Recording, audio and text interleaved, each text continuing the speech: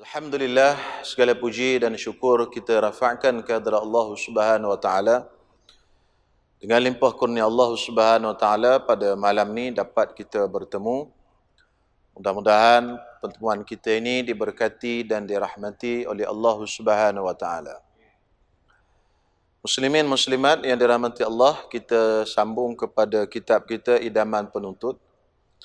Kita masih lagi bincang perkara yang berkaitan dengan sujud sahwi. Sambungan kepada perkara-perkara yang kita dituntut untuk sujud sahwi.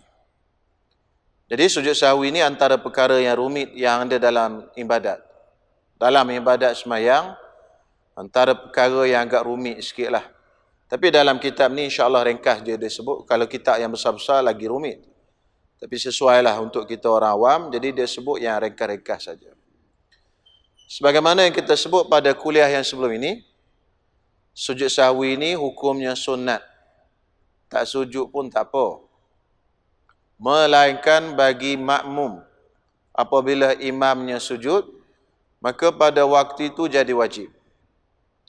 Selain daripada makmum, orang tu imam ataupun orang yang sembahyang seorang diri, kalau dia tak nak sujud sahwi pun tidak ada apa-apa masalah sebab hukumnya sunat. Kalau dia sujud sahwi, dapat pahala. Kalau dia tak sujud sahwi, tak dapat pahala. Melainkan pada satu keadaan iaitu makmum. Apabila imam dia sujud, wajib dia sujud. Itu dah sebut pada kuliah lepas. Tak boleh kita kata, "Mam, oh imam kau sujudlah seorang, aku malas kata dah." Itu tak boleh. Sebab bila kita ikut tu imam, segala perbuatan imam, kita kena ikut semuanya. Kena jelas dulu hukum. Sebab kalau tak jelas hukum, pening kepala pula belajar, oh wajib ke sujud sahwi ni? Tak wajib. Hukum dia sunat. Melainkan bagi makmum apabila imam sujud saja. Baik, seterusnya, malam ni sambungannya ialah sekiranya, qala al-musannifu rahimahullah, sekiranya ia lupakan tasyahud awal, terus bangun sesudah berdiri baru teringat. Sesudah dia bangun berdiri baru dia teringat yang dia ni tak baca tasyahud awal. Tidak harus ia berbalik duduk kerana hendak membaca tasyahud awal itu. Malahan sunat sujud sahwi saja. Jika ia berbalik, yakni balik turun duduk, nescaya batal sembahyang. Boleh faham tuan-tuan semua? Sekiranya ia lupakan tasyahud awal, terus bangun sesudah berdiri, baru teringat. Dia bangun, duduk berdiri dah. Orang Melayu kata, orang Kelantan kata cacang dah. Dia berdiri dah tuan-tuan semua. Elok dah berdiri, baru dia teringat yang kata bahawasanya dia ni tak tasyahud awal. Baru dia teringat, kata dia ni tak tasyahud awal. Maka pada waktu itu, kalau dia turun balik. Jadi dia kata tidak harus ia berbalik duduk. Tak harus, mana haram. Tidak harus dalam kitab fiqh bermakna haram. Kalau tuan-tuan baca kitab Jawi lama, dia sebut tidak harus, maknanya haram. Tidak harus duduk, tidak harus makan bangkai, maknanya haram makan bangkai. Itu istilah tu. Yang kata tidak harus ni apa benda Tak harus ni makna tak boleh. Maknanya tak adalah haram kot. Haram lah. Tidak harus tu istilah yang digunakan oleh fuqaha ahli fiqh untuk merujuk kepada haram. Bila dia kata tidak harus ia berbalik, makna haram dia turun balik. Kerana hendak membaca tasyahud awal. Dia turun nak baca tasyahud awal tu hukum dia haram. Pasal apa haram? Sebab bila dia masuk dah berdiri, dia sedang buat rukun qiyam. Qiyam tu rukun, berdiri lurus. Yang tasyahud awal ni hukum dia sunat. Kaedah fiqh, kita tak boleh tinggalkan yang wajib kerana nak buat yang sunat. Ingat, pegang kaedah tu. Tak boleh tinggal ibadat yang wajib kerana kita nak buat benda sunat. Salah gitu. Dan dosa. Sebab itu dalam satu hadis riwayat Imam Muslim, kisah Jurayj, seorang lelaki ahli ibadat di zaman dahulu kala sebelum daripada Rasulullah sallallahu alaihi wasallam, zaman Bani Israel. Dia kuat ibadat tapi dia tidak ada ilmu. Ilmu fiqh ni dia tak berapa nak ada, tak faham mana. Satu hari mak dia datang panggil dia, "Hey Jurayj, hey Jurayj." Dia tengah sembahyang. Sembahyang sunat. Patutnya dia jawab panggilan mak dia. Sebab jawab panggilan mak itu hukumnya wajib. Tapi Jurayj ni tak jawab panggilan mak dia. Dia kata, "Semayang ke mak? Semayang ke mak?" Semayang lah, dia terus semayang. Mak dia punya marah. Mak dia kata, Jurayj ni. Akhirnya mak dia berdoa, "Allahumma la tumithu hatta turyahu wujuhal mumisat." Ya Allah, kau jangan matikan Jurayj sehingga dia difitnah dengan pelacur. Ini doa mak. Satu pengajaran, jangan duk doa bukan-bukan ke anak. Mak wali keramat dalam hidup kita. Ayah pun sama, tapi mak lebih lagi. Ustaz belum tentu lagi keramat. Kalau dia duduk di keramat, keramatlah dia. Tapi belum tentu lagi dia ada karamah. Mak kita, tuan-tuan semua, adalah wali keramat dalam hidup kita. Makbul doa mak Jurayj. Akhirnya seorang perempuan ngandung dan bersalin. Orang kampung tanya, "Siapa bapa budak ni?" Dia pun fitnah Jurayj. Dia kata, "Jurayj." Orang kampung pun pergi serang Jurayj, robohkan tempat ibadat dia. Lalu tuan-tuan semua, Jurayj kata, "Tak apalah, nak jatuh hukuman kat aku pun tunggulah sekejap. Aku semayang dulu 2 rakaat." Jurayj semayang 2 rakaat. Jurayj tekan perut baby tadi. "Man abuka?" Siapa bapa engkau? Jurayj tanya budak tadi.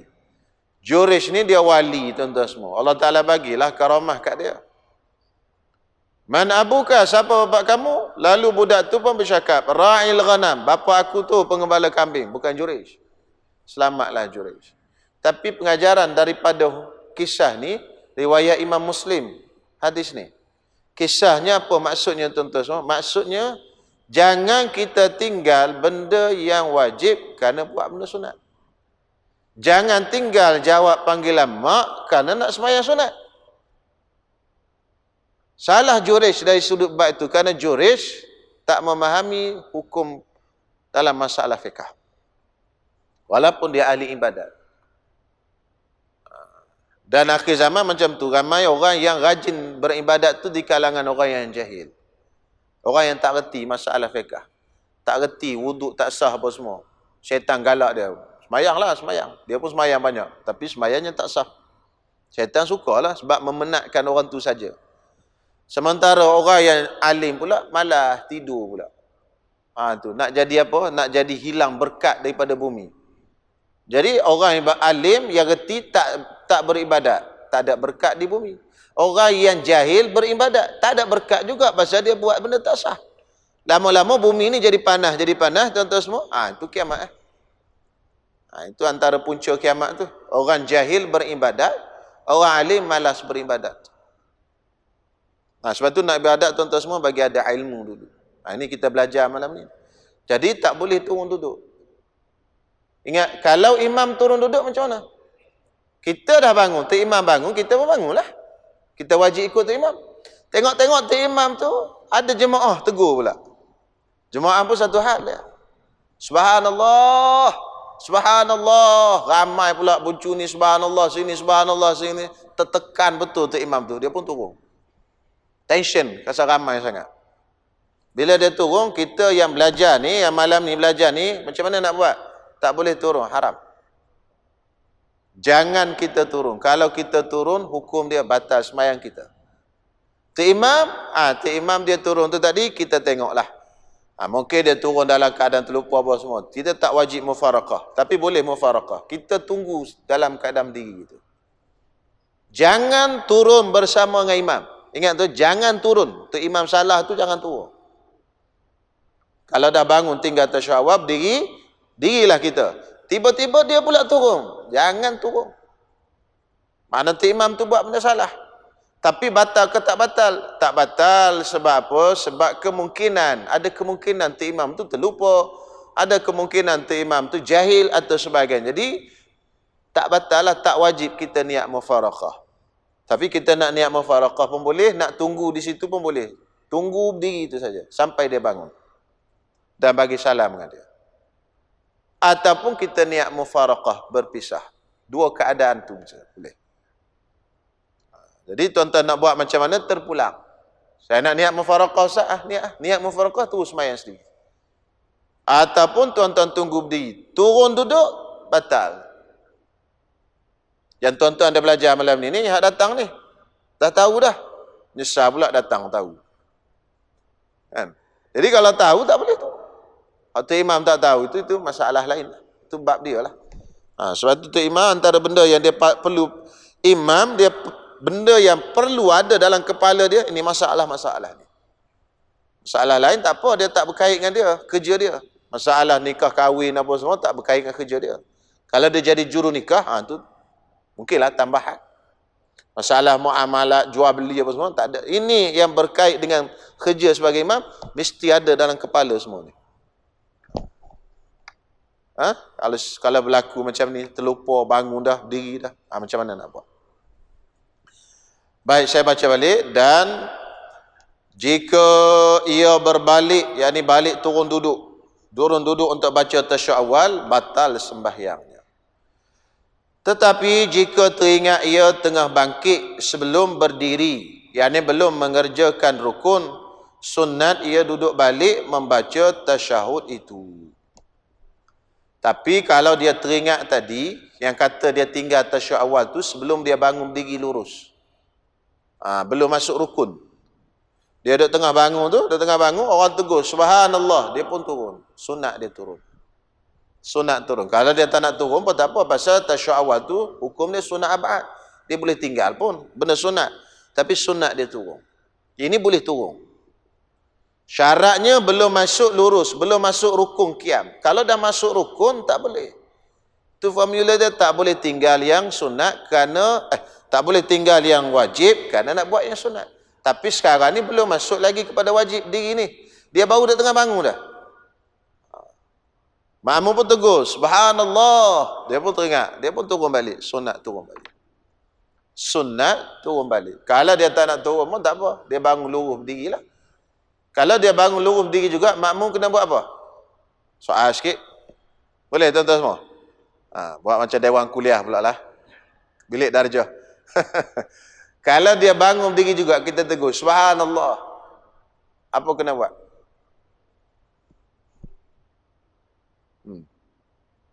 Tak ada bunyi ni.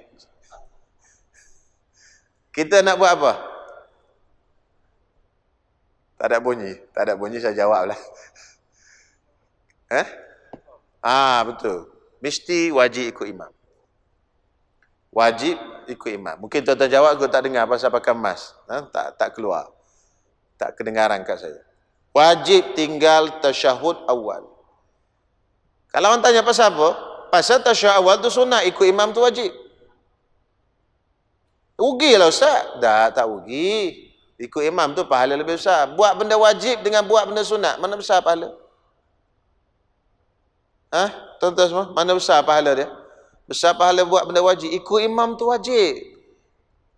Tapi duduk tasyahud awal tu, itu sunat. Tak boleh duduk. Kalau dia duduk juga, batal sembahyang dia. Dia mesti ikut tu imam. Jangan kerah. Imam tinggal pula tasyahud awal dulu. Aku nak baca tasyahud awal. Tak best lah macam ni, kata dia. Tak kira best ke tak best, itu sistem perundangan sembahyang berjemaah. Kalau imam tinggallah. Baik, imam pun turun duduk. Pasal dia baru bangkit sikit, makmum tegur subhanallah, dia pun turun duduk. Makmum tak bangun lagi. Kita duduk sama dengan makmum. Okey, selesai di situ. Kemudian sujud sahwi macam mana?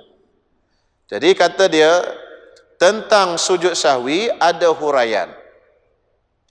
Iaitu jika sudah sampai hampir 75%. Dia sebut persen sini ya. Macam mana nak kira tu? Jika sudah hampir 75% dekat berdiri sunat sujud sahwi. Dan jika baru hampir 50%, tidak sunat sujud sahwi. Jadi kias, apa benda? Tengok keadaan. Nak sujud sahwi tu tengok keadaan. Dah sampai separuh ke tak sampai lagi, bangun diri. Nak tahu sampai separuh tak separuh, tuan-tuan semua, sampai had rukuk.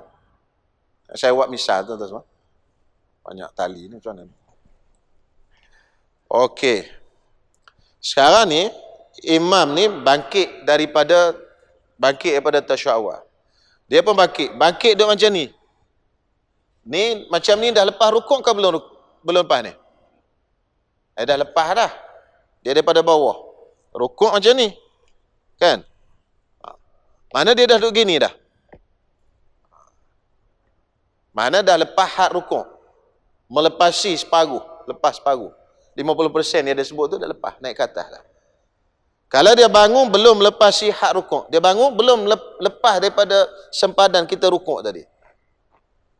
Itu kurang daripada 50%. Itu maksud dia. Dia punya penandanya had rukuk. Jadi kalau lepas daripada had rukuk, itu sunat sujud sahwi. Pasal dia dah banyak dah. Kira dia bangun banyak dah. Itu sunat sujud sahwi. Tapi kalau belum sampai melepasi had rukuk, tak sunat sujud sahwi. Sebab dia kira bangun sikit. Sikit baru lupa. Kan? Ada setengah tu makmum yang jenis betul-betul very sensitif. Tu imam baru nak betul jubah dia aja, dia ingat tu imam nak bangun dah. Subhanallah terus. Memang betul-betul sensitif punya makmum. Jadi kalau macam tu, kalau baru bangun sikit macam tu subhanallah, dia pun duduk balik, tu tak sunat sujud sahwi. Sebab apa? Sebab sikit baru. Dia punya penanda sikit tu tadi, jangan melepasi had rukuk. Rukuk macam ni, bawah daripada tu, dia bangun tak sampai kat tahap tu. Kalau bangun dah macam saya buat tadi, itu dah lepas had rukuk. Itu sunat sujud sahwi. Sunat saja, bukan wajib, sunat. Jadi kita nak kena tahu, bila masa kita sunat sujud sahwi, bila masa tak sunat. Lagu itulah kalau kita di rumah pun, kita sembahyang seorang. Kita terlupa baca tasyahud awal, kita mau bangun sikit. Tak baca tasyahud awal, kita pun turun balik. Itu tak sunat sujud sahwi di hujung. Baik, takdir katalah dia sujud sahwi juga. Batal sembahyang dah. Sebab tak sunat. Kenapa batal sembahyang Ustaz? Sebab dia tambah perbuatan dalam sembahyang. 2 sujud di belakang tu. Dia tambah tanpa ada reason yang dibenarkan. Tuan-tuan sembahyang tak boleh kita tambah saja. Kurang pun tak boleh, tambah pun tak boleh. Nak kurang, kena ada kebenaran daripada syarak. Nak sembahyang 2, 4 nak sembahyang 2, kena ada kebenaran syarak. Qasar, kenapa boleh qasar? Sebab musafir. Tak musafir duduk kat rumah, qasar. Qasar lah ini rasa penat pula sembahyang qasar lah. Di rumah sembahyang qasar, mana boleh? Syarak tak bagi, 4, mesti 4. Tiba-tiba pula buat 2. Kenapa nak buat 2? Sebab saya musafir. Ya, musafir. Ada syaratnya. Kalau musafir nak pergi merempak, mana boleh? Bini, isteri, dia lari daripada rumah suami dia. Suami dia kahwin lain. Contoh mudah ni. Mudah nak faham. Kalau contoh lain, payah nak faham. Contoh ni mudah faham. Suami dia kahwin satu lagi. Dia punya marah, dia pun balik rumah mak dia. Dia duduk di Selangor ni. Dia balik rumah mak dia di Johor. Dalam perjalanan dia berhenti di RNR Seremban, semayang jamak dan qasar. Tak sah jamak qasar dia. Sebab apa? Sebab dia melarikan diri daripada suaminya tanpa kebenaran suami. Dia panggil nusyus. Nusyus tu berdosa. Dosa tak boleh jamak. Musafir tu musafir maksiat. Kena ingat tu. Isteri minta izin, bang, saya nak pergi outstation. Tak boleh. Saya nak pergi juga. Dia pun pergi outstation. Tak boleh jamak qasar tengah jalan. Yang dia buat tu satu dosa dah, keluar rumah tu tadi. Yang dia jamak qasar tu pun dosa pula. Kena sembahyang tamam. Pasal apa? Pasal dia keluar rumah tanpa kebenaran suami. Macam itulah hukum. Tak macam mana? Tak boleh. Tapi akhir zaman ni gitulah. Ujian banyak kan. Itu contoh mudah. Contoh mudah. Kalau contoh pergi menyamung apa semua, jarang. Jarang penyamung sembahyang. Ada, tapi jarang. Penyamung sembahyang ni jarang jumpa lah. Kan? Kalau isteri lari rumah tu, itu biasa sebenarnya. Sebab dia tak rasa benda tu bersalah. Okey? Tu saya buat contoh tu. Baik, balik pada sini. Ada merayap ke tempat lain pula. Jadi itu cerita dia. Baik, demikian juga dikiaskan pada masalah lupa kunut. Sama macam lupa pada tasyahud awal itu. Lupa kunut pun sama. Kalau kita lupa, kita tak baca kunut, kita turun, tak melepasi had rukuk lagi, baru turun sikit baru. Dia duduk macam tu lah pula. Sebab dia turun, tadi dia naik. Dia turun, tak sampai lagi had rukuk macam tu. Maka, tak sunat sujud sahwi. Kalau dia undur balik baca kunut. Kalau dia dah turun dekat nak sujud dah, tapi tak letak lagi dahi kat lantai, dia pun tak baca kunut, dia boleh undur balik. Tapi kalau dah masuk letak dahi ke lantai, itu dah masuk rukun. Rukun, masuk dah rukun. Rukun apa? Rukun sujud.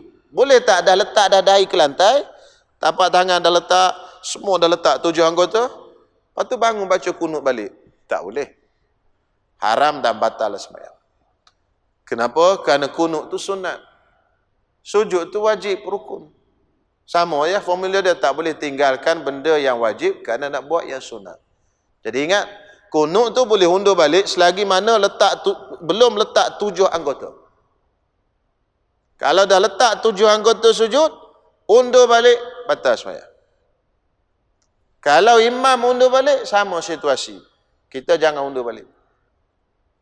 Kata takdir lah, tapi payah juga nak nampak tu pasal dia tengah sujud. Dia pun Allahu Akbar. Kita dah ingat, dia Allahu Akbar, bangun duduk antara dua sujud. Rupanya dia bangun, baca kunut. Kita duduk situ, tunggu situ. Jangan kita ikut dia. Dia dah salah. Sebab dah turun masuk, cecah ke lantai dah. 7 anggota sujud. Haram undur balik. Ni sebab tu saya kata pening sikit belajar bab sujud sahwi ni. Ni baru sikit ni, dia banyak lagi. Ni sikit ni pun dah rasa pening dah. Kan? Dalam bab semayang, yang paling payah sekali sujud sahwi lah. Antara hak payah. Bukan payah sekali, antara hak payah sujud sahwi. Lepas tu dah belajar ni ingat. Semayang tak ingat pula. Tengah semayang, apa ustaz cakap gitu? Had rukuk ni macam mana? Tak ingat dah pula. Tu satu hal pula.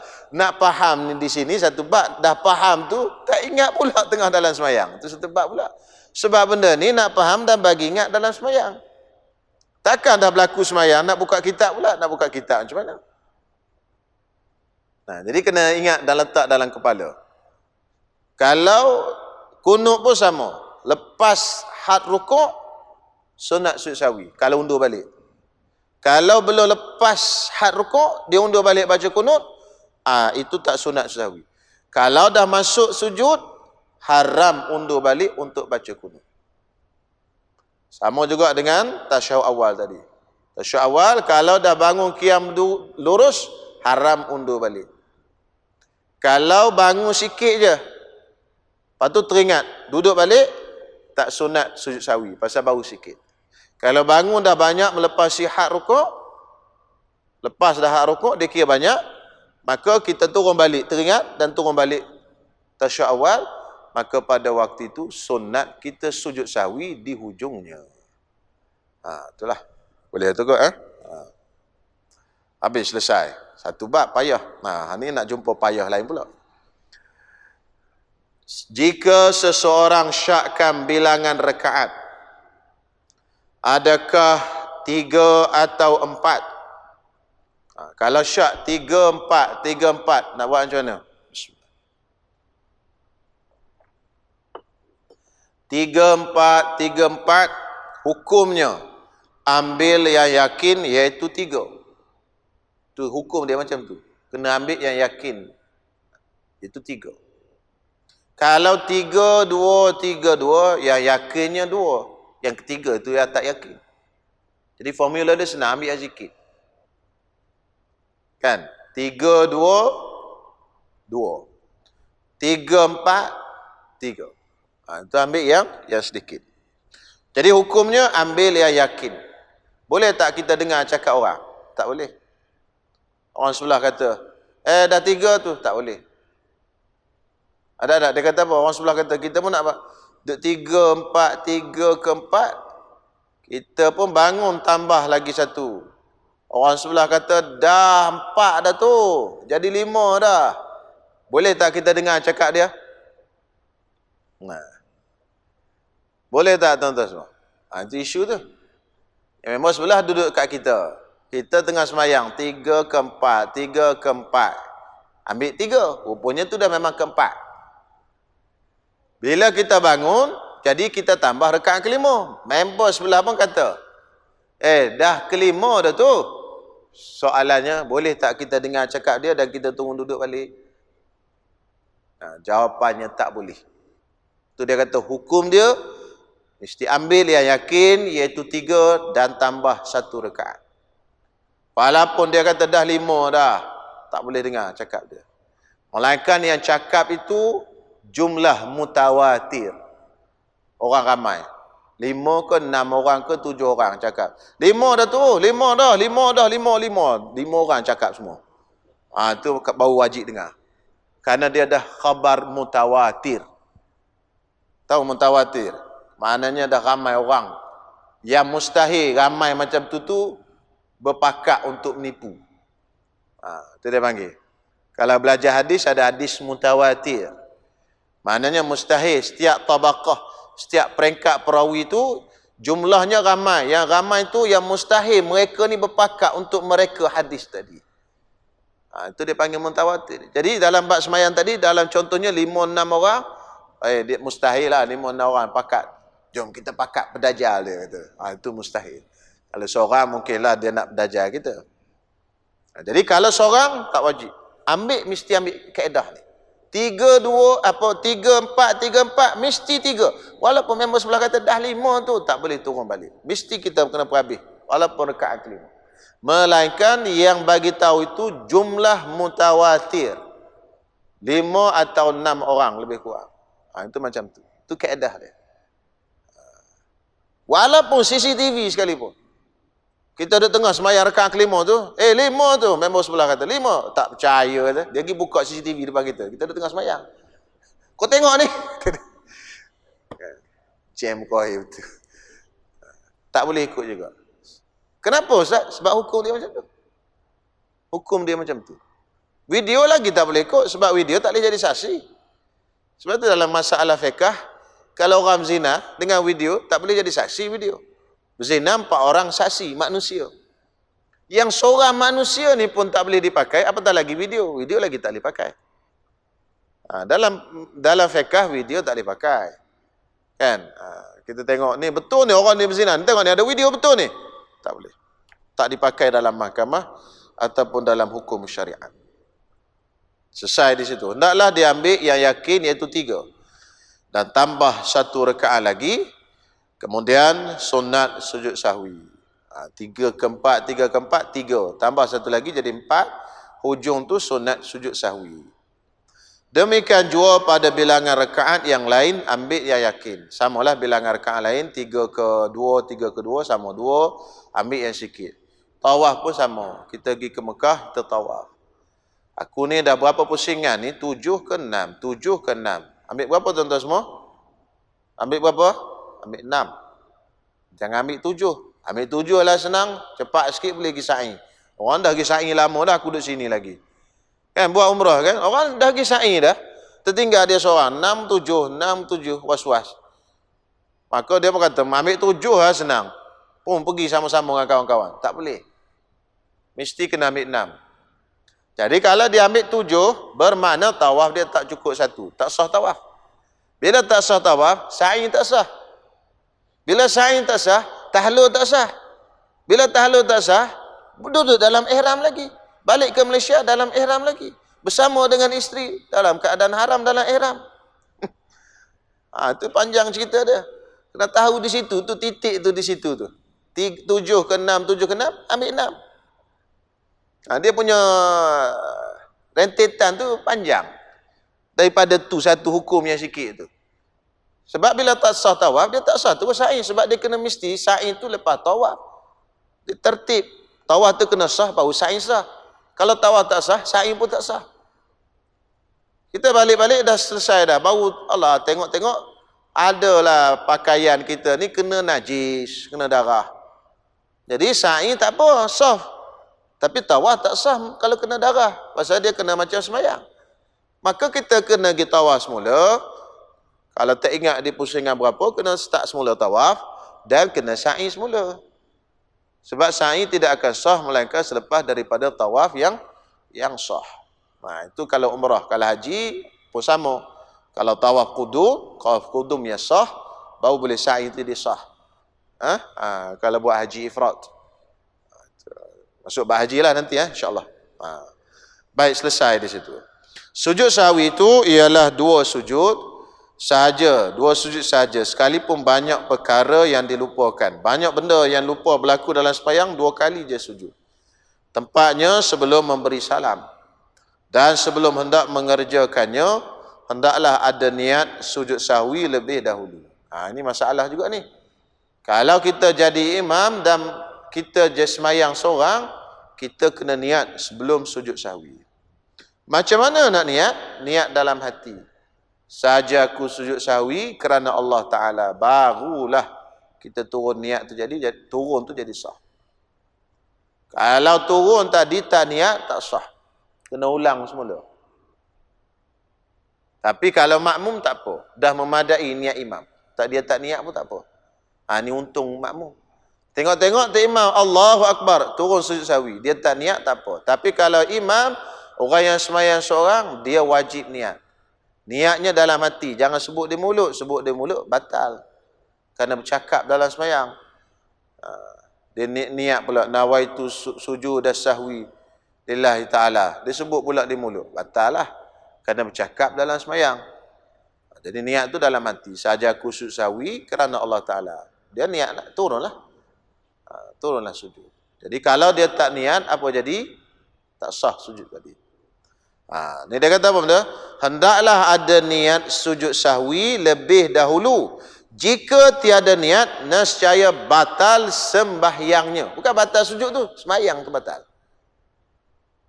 Pasal apa sembahyang batal? Sebab kita dah tambah benda dalam sembahyang tanpa ada niat.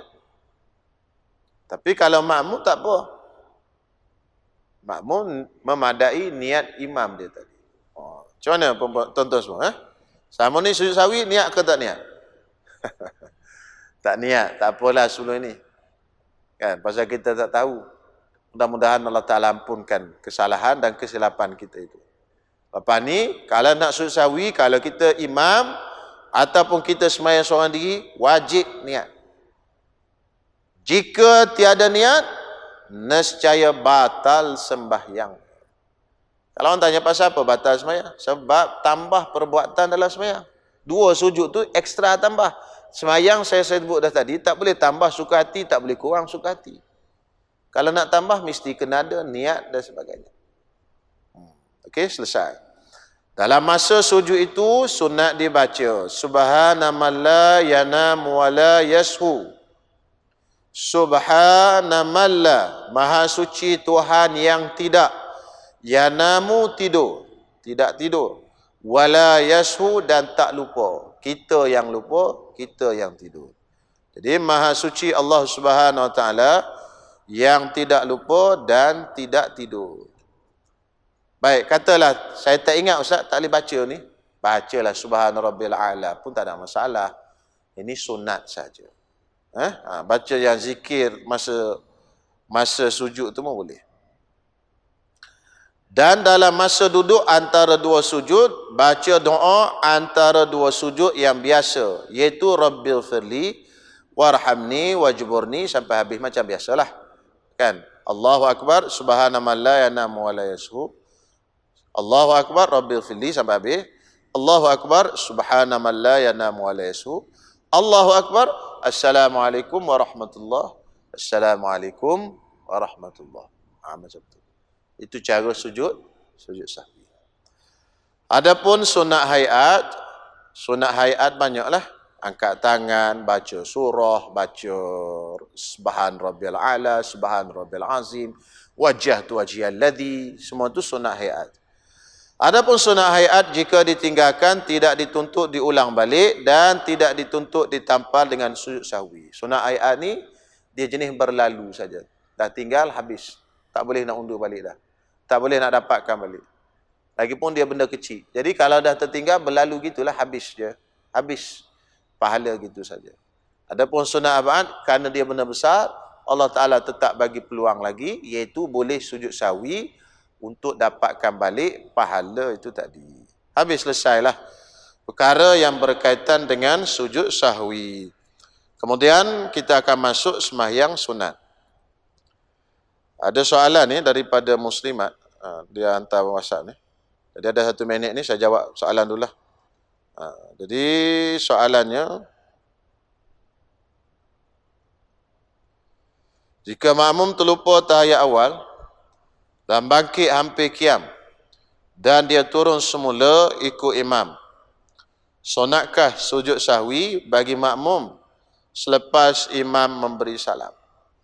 Assalamualaikum Ustaz, jika makmum terlupa tahiyat awal, makmum ni dia terlupa tahiyat awal dan bangkit hampir qiyam, dia pun bangkit hampir kepada qiyam.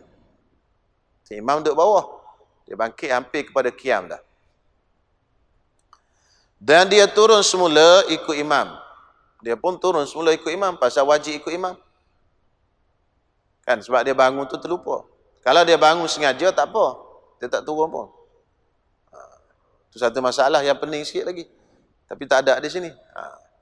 Kalau kita bangun tinggal tasyahud awal secara terlupa, wajib kita turun ikut imam. Kalau kita bangun kita memang tak nak tasyahud awal, boleh. Tu imam duduk tasyahud awal, kita tak nak tasyahud awal, kita bangun berdiri, boleh. Sebab apa? Dia dua-dua sama wajib. Tasyahud awal pun wajib juga ikut imam, diri pun wajib juga. Jadi dua-dua sama wajib, tak apa, boleh tinggal dengan sengaja.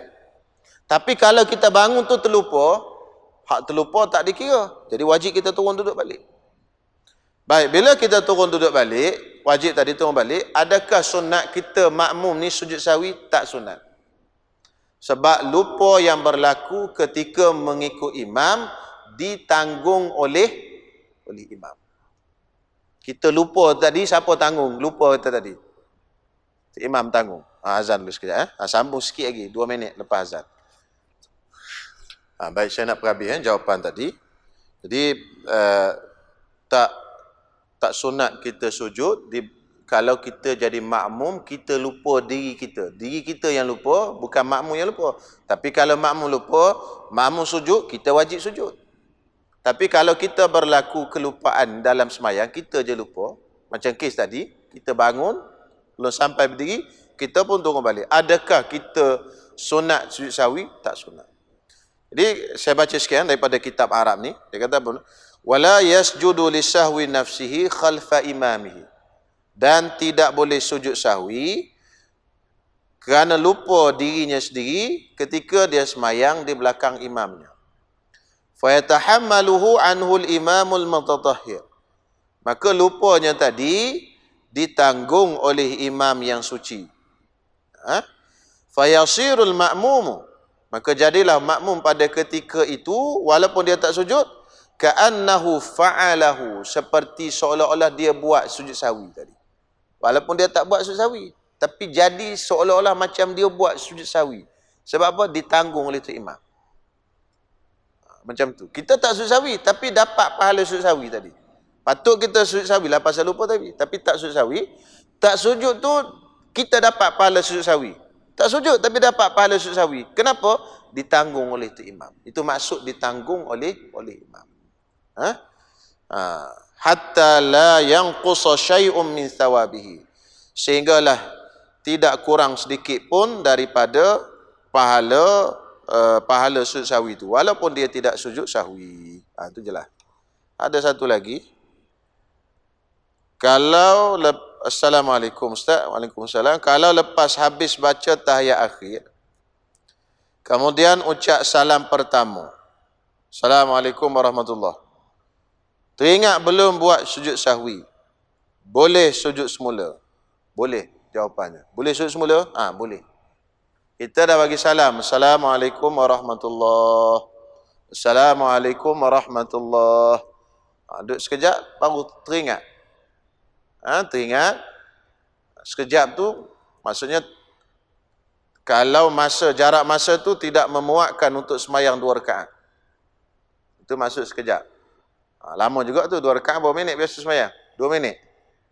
2 rakaat yang ringan-ringan. Lebih kurang 2 minit setengah kita kata. Dalam tempoh tu teringat tak sujud sahwi. Okey? Kita boleh masuk balik dalam semayang. Kita terus sujud. Ngadap kiblat balik kalau dah pusing daripada kiblat. Ngadap kiblat balik, sujud 2 kali, kemudian bagi salam. Kita masuk semayang balik. Tak perlu takbir. Cuma terus sujud. Terus sujud tu jadi kita masuk balik dalam semayang. Tapi kalau tengah sujud tu kentut pula. Buat hal pula. Apa jadi? Semayang daripada awal sampai akhir batal. Kena semayang semula. Tak pasal-pasal. Tak pasal-pasal orang panggil. Cari pasal.